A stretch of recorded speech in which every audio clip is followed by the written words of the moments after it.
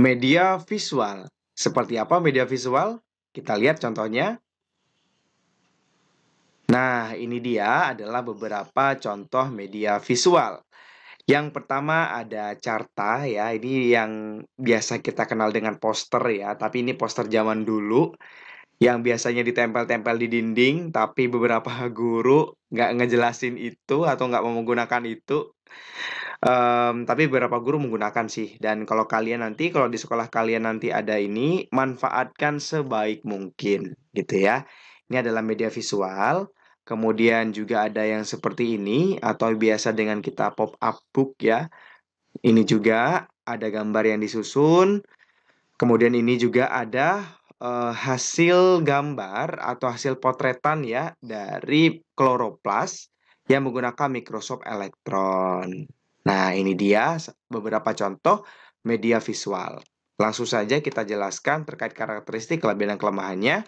Yang pertama adalah karakteristiknya. Media visual berkaitan dengan indera mata, jelas ya, namanya aja visual. Kemudian bersifat satu arah, ya. Jadi memang ya kita ngelihat gambar dan kita nggak bisa memberikan respon terhadap gambar dan seterusnya gitu. Dia sederhana, yang mana biasanya kita hanya tempel atau kita hanya bisa menyajikan ini loh gambarnya, silakan disimak dan seterusnya seperti itu. Kemudian menekankan pada informasi sasaran. Nah, jadi berbeda dengan buku ya. Kalau buku kan kompleks tuh materi yang akan disampaikan. Tapi kalau gambar biasanya menekankan pada informasi yang dituju.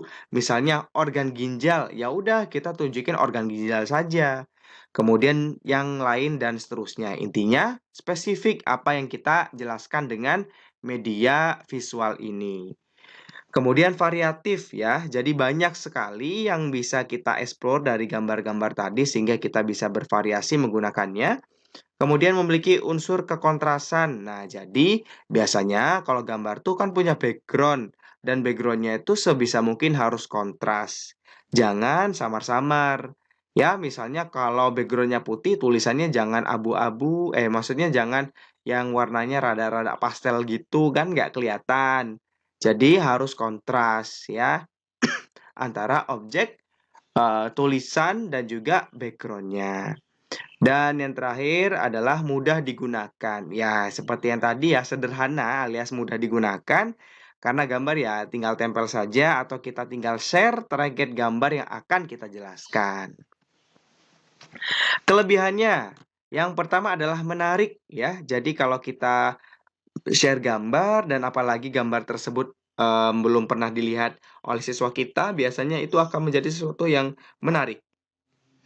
Yang kedua adalah memperkuat ingatan. Nah, daripada seperti masih ingat ya, kerucut pengalaman Dales, di mana gambar itu tentunya akan memberikan ingatan yang lebih tinggi persentasenya daripada membaca tulisan di papan. Kemudian memperlancar pemahaman, ya. Jadi kalau kita melihat, membaca penjelasan, kemudian disertai gambar, otomatis kita akan jauh lebih paham daripada tidak ada gambar. Kemudian memperjelas ya, jadi memperjelas apa yang sudah disampaikan secara tulisan, kemudian dia konkret. Nah, konkret apabila gambarnya realistis. Nah, ini penting nih, catatan penting untuk mahasiswa pendidikan biologi kalau jadi guru nanti. Kalau kalian menjelaskan misalnya tentang organel kloroplas, nah sebisa mungkin kalian tunjukkan gambar aslinya juga. Jangan hanya gambar yang kartun aja gitu. Karena dengan memberikan gambar yang asli itu akan jauh lebih konkret daripada kita memberikan gambar yang kartun tadi. Misalnya nih, Bu, nukleus tuh warnanya ungu ya. Nah, kalau kita berikan gambar yang asli, mungkin mereka akan berubah pikiran gitu loh. Tapi kalau kita nggak ngasih gambar yang asli, mungkin bayangan mereka, oh nukleus itu ungu, kemudian mitokondria tuh warnanya orange, kemudian lisosom warnanya kuning, kloroplas warnanya ini dan ini. Nah gitu. Sedangkan di kenyataannya belum tentu demikian. Pemberian warna itu mungkin akan bertujuan untuk mempermudah saja sih untuk bagian yang gambar kartun gitu. Tapi untuk gambar aslinya belum tentu. Kemudian gambarnya itu, media gambar itu juga memiliki kelebihan mengatasi keterbatasan ruang, waktu, dan pengamatan. Misalnya kalau kita tidak bisa melihat virus, kita bisa menyaksikan gambar virus di bawah mikroskop elektron dan seterusnya. Itu kan membatasi hal-hal yang tidak bisa kita lakukan, tapi kita bisa melihat apa yang diinginkan, seperti itu, ya. Itulah kelebihan dari media visual. Lantas bagaimana kelemahannya? Kelemahannya adalah dapat multitafsir jika tidak disertai penjelasan. Nah, jadi kalau kita ngasih gambar, itu harus dikasih penjelasan. Minimal ada penunjuk panahnya kek, atau kata-kata pengantarnya kek. Tapi kalau tidak ada pengantarnya, tidak ada keterangannya, siswa akan bingung, Pak, ini gambar apa? Seperti gambar kloroplas yang habis ini kita lihat lagi ya. Pak, ini gambar apa? Kok cuma kayak gitu? Gitu nih nggak dijelasin apa ini maksudnya dan seterusnya gitu. Kemudian, jika gambarnya kompleks akan sulit dipahami ya semuanya ya. Jadi kalau gambarnya kompleks, misalnya mau ngejelasin tentang em, siklus siklus ngejelasin tentang sistem endokrin gitu ya. Sistem endokrin kan hormon ya, hormon itu kan banyak banget. Nah, jadi kalau semua hormon disaksikan dalam satu gambar, ditampilkan pada satu gambar, ya maka akan sulit dipahami. Tapi kalau kita membaginya hormon yang misalnya dihasilkan oleh kelenjar pituitari, hormon yang dihasilkan oleh pankreas, itu akan jauh lebih mudah diingat daripada semuanya disampaikan secara bersamaan. Seperti itu. Yuk kita cek lagi media visual kita.